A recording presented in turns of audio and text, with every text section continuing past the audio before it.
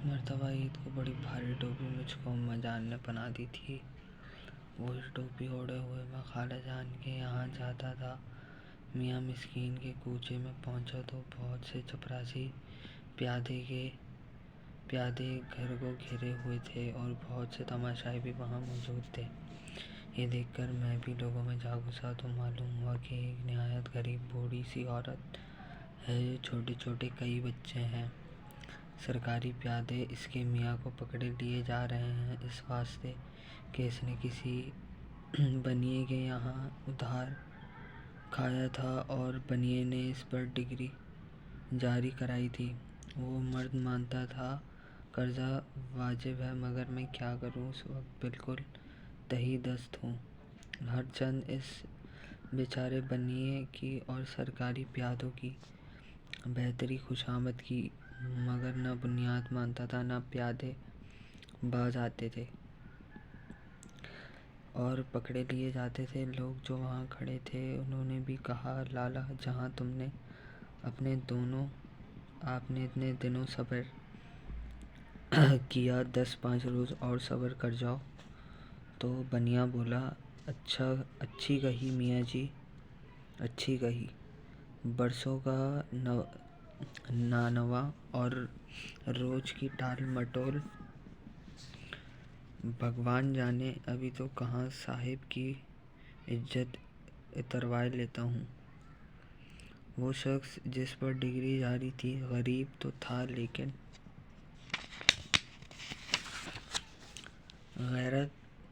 غیرت مند بھی تھا۔ بنیے نے جو عزت اتروانے کا نام لیا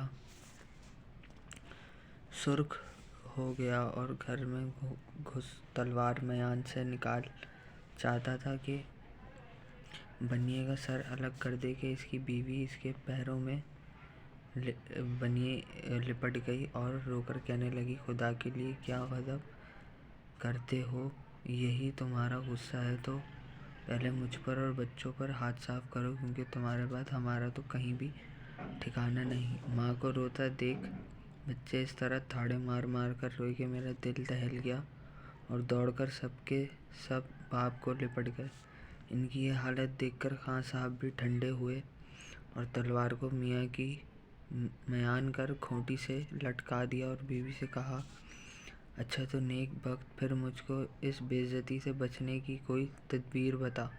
بیوی نے کہا، بلا سے جو چیز گھر میں ہے اس کو دے کر اس طرح اپنا پنڈ چھڑاؤ، تم کس طرح رہ جاؤ تو پھر جیسی ہوگی دیکھی جائے گی۔ توا، چکی، پانی پینے کا کٹورا، تمہیں نہیں معلوم کن وقتوں کی ہلکی ہلکی بے کلی 2 پتیلیاں، بس یہی اس گھر کی کل کائنات تھی۔ چاندی کی 2 چوڑیاں، لیکن ایسی پتلی جیسے تار، اس نیک بخت عورت کے ہاتھوں میں تھیں۔ یہ سب سامان خاں صاحب نے بھار لا کر اس بنیے کے روبرو رکھ دیا۔ اول تو بنیا ان چیزوں کا ہاتھ ہی نہیں لگاتا تھا۔ لوگوں نے بہت کچھ کہا سنا، یہاں تک کہ ان سرکاری پیادوں کو بھی رحم آیا۔ انہوں نے بھی بنیے کو سمجھایا، بارے خدا خدا کر کے وہ اس بات پر رضامند ہوا کہ 5 روپے اصل اور 2 روپے سود ساتوں کے ساتوں دے دیں تو فارغ خطی لکھ دیں۔ لیکن خاں صاحب کا کل اثاثہ 4-4.5 سے زیادہ کا نہ تھا۔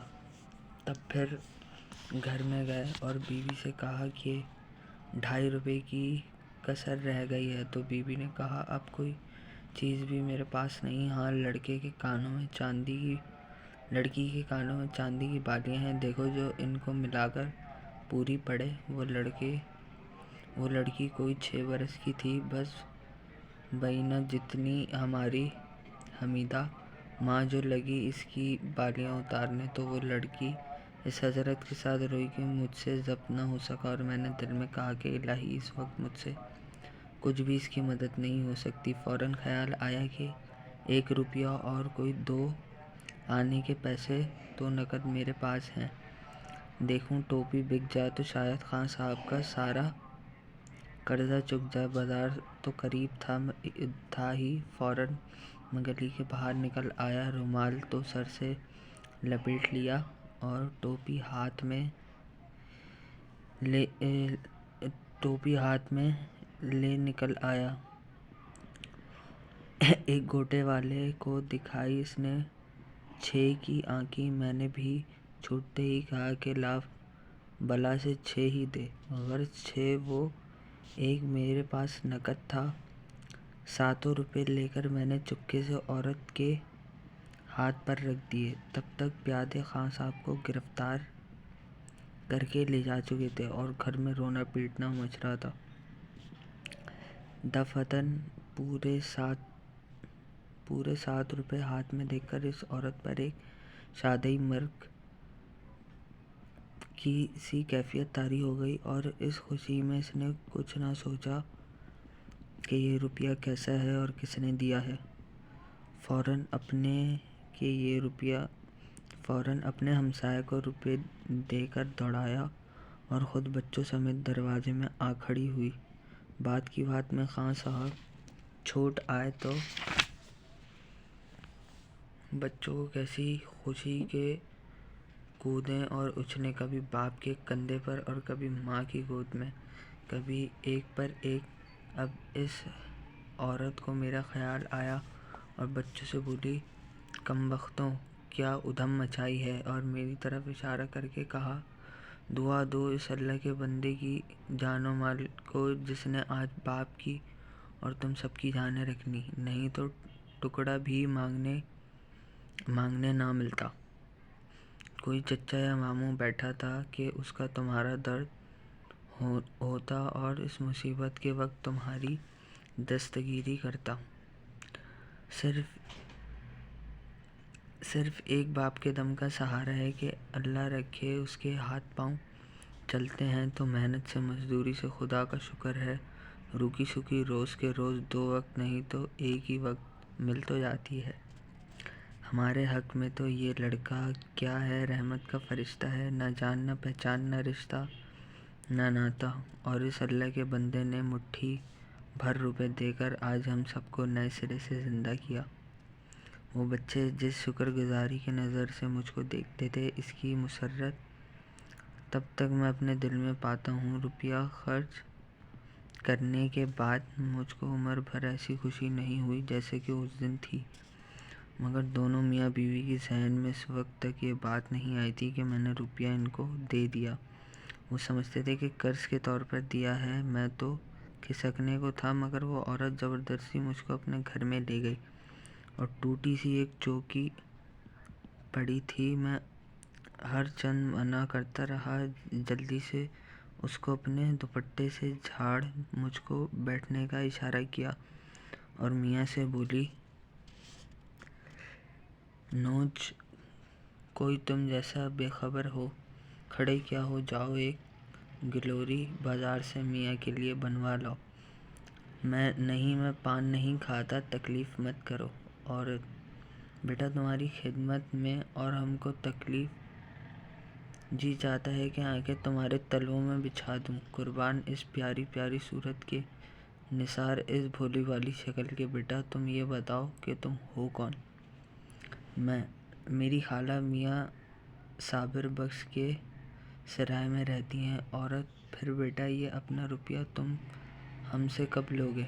ہم اپنا اور بچوں کا پیٹ کاٹیں گے اور تمہارا قرضہ سب سے پہلے ادا کریں گے، مگر کام ان دنوں مندہ ہے، دیں گے تو ہم جس طرح بن پڑے گا 2 ہی مہینے میں، مگر جہاں تم نے اتنی مہربانی کی ہے، اللہ اتنا سلوک اور کرو کہ 2 روپے مہینہ قسط کا لے لیا کرو۔ آپ روپے ادا کرنے کا کچھ فکر نہ کیجیے، میں نے لینے کی نیت سے نہیں دیا۔ یہ سن کر تمام خاندان کا خاندان اتنا خوش ہوا کہ میں بیان نہیں کر سکتا، اور میں ان میں اس وقعت کے ساتھ بیٹھا ہوا تھا جیسے خوش دل اور شکر گزار رعایا میں کوئی بادشاہ یا ہلکا مریدانِ ارادے طمع میں کوئی پیر و مرشد۔ اس عورت کے منہ سے ہماری خوشی اور شکر گزاری کی بات نہیں نکلتی، بار بار میری بلائیں لیتی تھی اور میرے ہاتھوں کو چومتی اور آنکھوں کو لگاتی تھی۔ اس کی بلاؤں میں رومال سر پر سے کھسک گیا تو اس نے دیکھا کہ میرے سر پر ٹوپی نہیں۔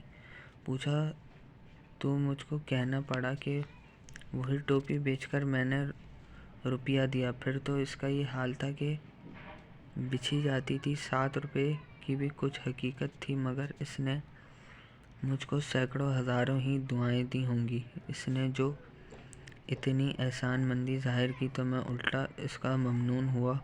جس قدر وہ خوش آمد کرتی تھی میں شرمندہ ہوتا تھا، اور جتنا وہ عاجزی سے پیش آتی تھی میں زمین میں گڑا جاتا تھا۔